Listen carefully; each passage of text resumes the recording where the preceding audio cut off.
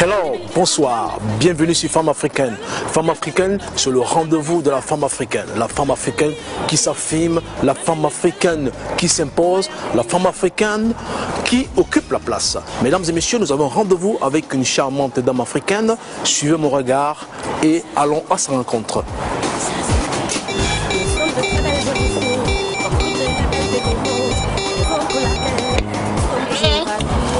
Oui, madame, bonsoir.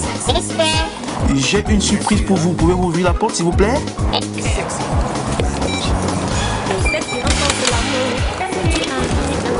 London Hit Parade, madame, bonsoir. Oh, wow, my God. Entrez, vous êtes bienvenue. Allez-y, madame. Oui, je m'appelle Manga Vanessa. La plupart des gens m'appellent Vanessa Compressor, ça c'est mon nom d'artiste. Vous venez de quelle partie du Cameroun? Oui, je viens particulièrement de Mbalmayo. Donc, mon papa est originaire de Dakono Linga et ma maman de Balmayo, dans un petit village appelé Ovin. Ma maman est née. Donc, mon papa, lui, il est de Dakono Linga, de Dendom, du Cameroun. Où est située cette ville précisément au Cameroun? Oui, c'est situé à Konolinga. Alors, quel est le plat principal dans cette région? Oui, chez nous, par exemple, à Konolinga, chez mon papa, où il est venu, on mange plus des tubercules de manioc. Tubercules de manioc et puis des légumes sans sel, par exemple. Et j'espère que vous connaissez. Vous avez entendu parler du sanga.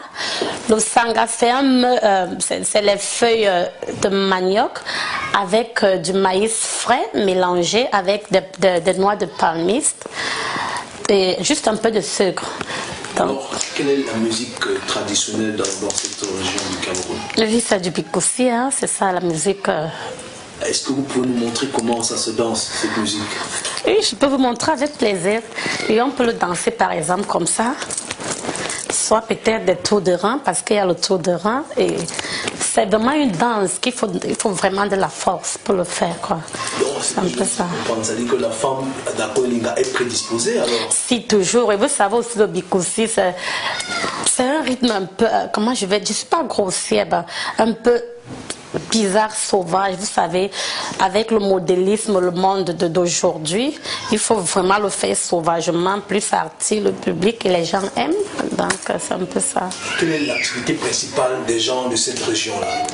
Oui, vous savez, puisque c'est un petit village, donc les gens passent plus le temps à aller au champ. Tu vas voir peut-être une maman qui va au champ à 7 h pour rentrer à 19 h. Donc, elle passe tout son temps à cultiver, à faire des travaux champêtres pour retourner juste à la maison le soir, faire à manger, le dîner et puis se coucher. C'est un peu ça. Quelles sont les personnalités sportives de votre Cameroun, de votre pays? Oui, déjà, au fait, le Cameroun est reconnu comme un grand pays sportif, comme vous le connaissez vous-même. Par exemple, il y a des gens qui parlent de Roger Mila à l'époque, qui était un grand footballeur et qui est devenu aujourd'hui l'ambassadeur itinérant. Et nous avons les gens comme Etofi, Sombahanak et beaucoup d'autres que je ne peux même pas en citer, puisque Quelles sont les langues, les deux langues principales parlées au Cameroun? Oui, déjà que le Cameroun est bilingue. Au Cameroun, on parle le français et l'anglais. Déjà, moi, les deux langues bilingues, les deux langues qui sont les plus parlées au Cameroun. Alors dites-nous, Vanessa, comment vous avez fait? Parlez-nous de votre parcours pour arriver jusque là où vous êtes arrivé en ce moment. Oui, déjà que c'était pas facile, comme vous le connaissez, l'histoire de voyage, vous connaissez, c'est pas facile, c'est un sacrifice et puis comme je l'ai dit, c'est un sacrifice et il faut vraiment, quand tu as déjà mis en tête que c'est le voyage, c'est le voyage. Par exemple, moi j'ai beaucoup souffert pour arriver ici, ça n'a pas été facile. On m'a sonné, comme ça s'est dit, j'ai dépensé, ça n'a pas marché, mais finalement, avec l'aide de Dieu, je me suis quand même déplacée jusqu'en Amsterdam, où ça n'a pas été facile. Arrivé là, j'étais bloquée à l'aéroport, où j'ai fait une semaine, je dormais sur les tables bancs à l'aéroport. Donc, après quelques 3 ou 4 jours, avec la grâce de Dieu, j'ai été donc libérée et on m'a remis mon passeport. Voilà comment je me suis retrouvée à Paris. Et après Paris, donc, je me suis revenue en Angleterre. C'est vraiment difficile l'aventure. C'est un truc qu'il faut vraiment, il faut être patient et il faut être vraiment déterminé dans l'histoire et vraiment la prière. C'est ça, avec la grâce de Dieu, quand vraiment on a la foi en ce qu'on veut. C'est ce que je peux dire. Alors, comment s'est passée votre intégration en Angleterre? Aussi que ça n'a pas été facile, bien sûr, quand je suis arrivée ici, mon mari par exemple, Tisane, qui a toujours été mon bras fort, il est vrai quand je suis arrivée, je l'ai trouvé sur place, ça n'a pas été facile aussi. Votre mari, que j'aperçois là-bas? Oh oui, oui, bien sûr. Dis-nous un peu les photos. Oui, là par exemple, c'est mon fils Dylan, il est le 3e. Et là, j'ai Jordan, la 2e. Et là, j'ai Brenda, la 3e. Et là, c'est mon chéri Tizane. Je ne sais pas si vous le connaissez, si vous avez déjà entendu parler de Tizane. Oh, Tizane.